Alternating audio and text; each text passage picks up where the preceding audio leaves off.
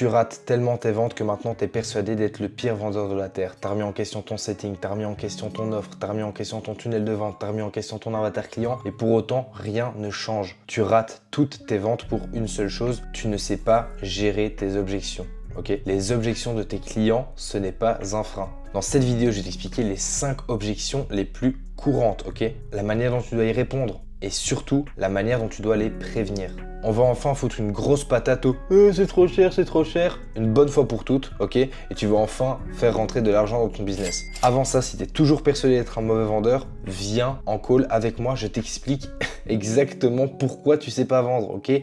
Ça me fait marrer, pourquoi? Parce qu'en fait, souvent, c'est des blocages qui sortent de nulle part, ok? Vous faites des blocages mentaux seuls. Vous avez besoin qu'on vous aide, vous avez besoin qu'on vous épaule. Des objections dans ta vente, tu en auras toujours, ok? Il y a 2 types de vendeurs, il y a ceux qui paniquent quand ils en ont et ceux qui utilisent leurs objections pour pouvoir mieux vendre leur offre. Ce que tu dois comprendre, c'est qu'en fait, les objections, déjà, c'est pas une attaque frontale à toi, ok? C'est pas un refus définitif de ce que tu proposes. C'est simplement une demande d'explication. C'est une zone d'ombre dans le cerveau de ton prospect.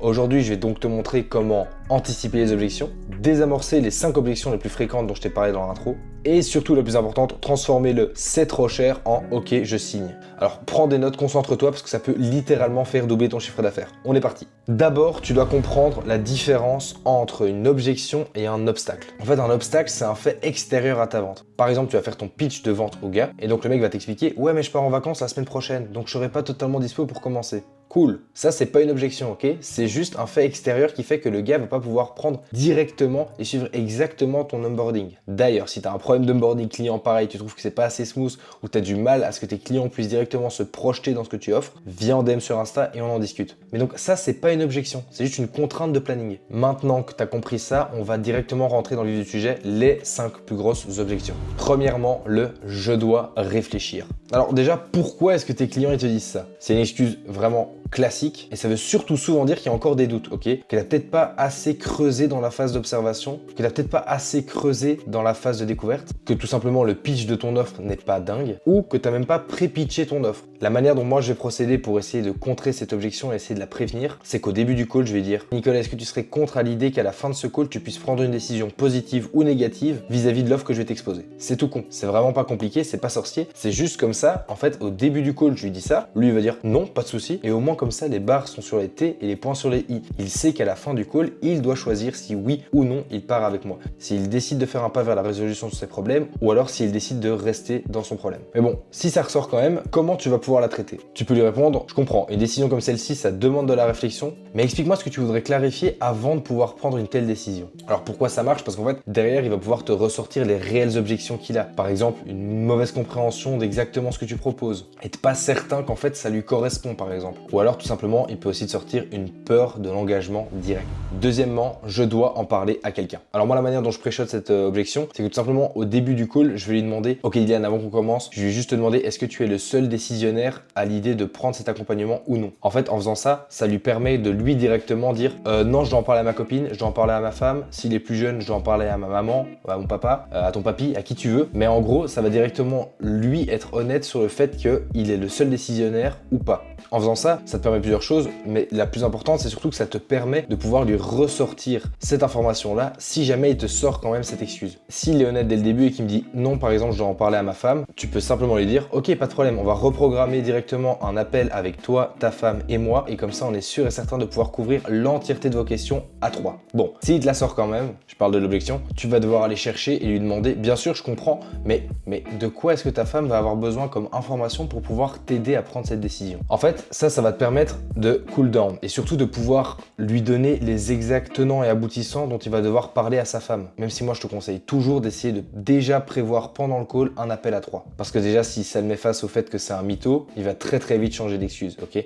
Si par exemple, il a pris panique et il a plus vraiment envie d'acheter ton offre, c'est une excuse assez facile à sortir. Mais si tu lui dis, ah ok, pas de problème, mais du coup, je comprends à 100%, est-ce que ça te dit qu'on mette directement un call à 3, les dispo quand ta femme plus le week-end? Ok, aucun problème. Samedi à 13h, c'est bon pour vous? Ok, ben samedi à 13h, on s'appelle à nous 3 et on éclaircit toutes les zones d'ombre. Ça, c'est la meilleure manière de faire. Je travaille déjà avec un de vos concurrents. Alors parfois c'est vrai et parfois non. Mais dans tous les cas, s'il est là à parler avec toi, à prendre de son temps, c'est qu'il a toujours cette même douleur. Mais l'avantage aussi, c'est que ça veut dire que ce gars est aussi au courant de la douleur qu'il a et qu'il essaie déjà de se faire aider. Mais s'il paye déjà quelqu'un d'autre mais qu'il est là à parler avec toi, c'est qu'il n'aime pas la manière dont son problème est résolu pour le moment. Donc tu as toujours une carte à jouer. Moi, ce que j'aime bien faire du coup, c'est lui demander « Ok, mais pourquoi est-ce que vous avez accepté ce call et vous avez pris de votre temps pour qu'on se parle ensemble si vous avez déjà une solution à ce problème? C'est que cette solution, elle vous plaît pas. Donc expliquez-moi comment est-ce que vous voudriez améliorer cette solution. » Donc là, en fait, ton prospect il va t'expliquer ce qui va pas dans ce que fait ton concurrent pour le moment. Et toi, c'est là où tu vas devoir être bon et tu vas devoir bien connaître ton sujet et avoir une bonne offre. C'est que tu vas résoudre ce problème en direct en lui parlant. Ah ok, je comprends tout à fait. Mais nous, en fait, on procède pas de cette manière-là parce qu'en fait, cette manière-là, ça engendre ça, ça, ça. Nous, on préfère cette méthode qui, en fait, a prouvé qu'avec notre client Intel, il a pu générer X prospects qualifiés, X clients potentiels, bref, utilise les données que tu as vraiment. Quatrième objection, El Famoso, c'est trop cher. Pourquoi est-ce qu'ils disent ça? C'est souvent parce qu'ils n'ont pas compris toute la valeur qu'il y a dans ton offre. Ou alors que ton offre, elle est pourrie. Mais non, je rigole, si tu écoutes cette chaîne, c'est que tu as forcément une offre de malade, c'est forcément que tu génères un maximum de cash, hein. J'ai foutu un putain de jacuzzi à l'arrière de ton monster truck. Non, en vrai, on n'est pas dans Pimp My Ride, mais plus sérieusement, si jamais le mec te dit ça, c'est qu'il a vraiment pas compris ce que tu lui proposais. Moi, ce que j'aime bien faire alors, c'est le rassurer et lui dire, ok, moi je comprends 100% le prix, c'est essentiel par rapport au service que je compte vous offrir. Mais juste avant qu'on aborde le sujet du prix, est-ce qu'il y a autre chose qui vous dérange dans ce que je vous ai exposé? En fait, ça va permettre une chose, ça va permettre que le client se remémore toute la valeur et l'entièreté de ce que tu vas pouvoir lui offrir comme bénéfice. Ok, donc en fait, si je comprends bien, votre problème d'acquisition client, vos problèmes de vente, en fait, étaient résolus vis-à-vis de ce qu'on proposait avec ça et ça. Donc une fois en fait que vous avez reclarifié exactement les bénéfices et les problèmes qu'il a, vous allez pouvoir lui demander, mais en fait, du coup, mon service, il est trop cher par rapport à quoi? Par rapport à un autre service, par rapport à un concurrent ou par rapport au budget que tu veux allouer face aux problèmes que tu rencontres. En fait, ce que ça va permettre, c'est que derrière, le client va vraiment réfléchir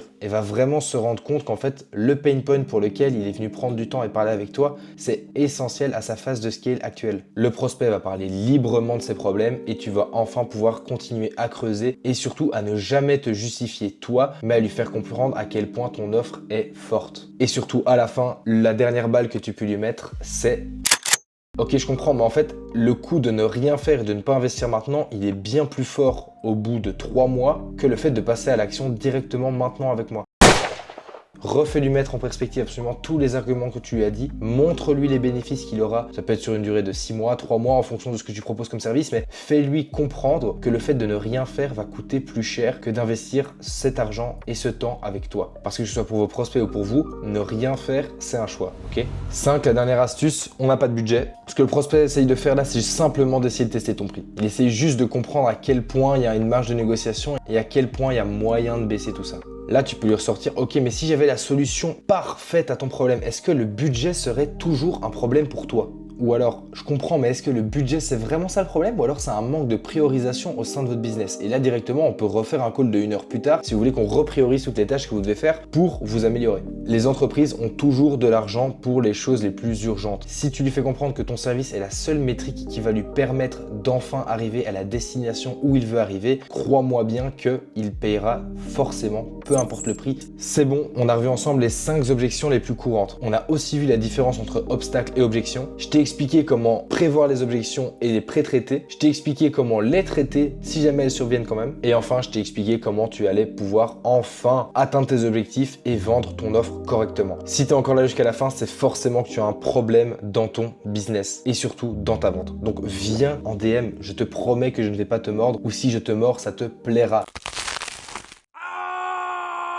Hors blague, viens dans mes DM, ce sera soit mon setter, soit moi-même qui te répondra directement. Et si jamais t'es pertinent, si jamais on voit qu'il y a un intérêt pour toi de collaborer avec nous et d'améliorer tes problèmes en vente, en marketing, en offre, bref, te permettre de enfin arriver à tes vrais objectifs entrepreneuriaux, on te proposera un call, ce sera directement avec moi et on verra si on a une aventure ensemble. J'ai le même pull que la dernière vidéo, j'ai enchaîné les tournages, je suis mort. Mon gars, je te laisse, c'était Nathan, passe une agréable journée, mets en place les conseils que je t'ai donnés et on se voit dans mes DM Insta. Ciao les gars.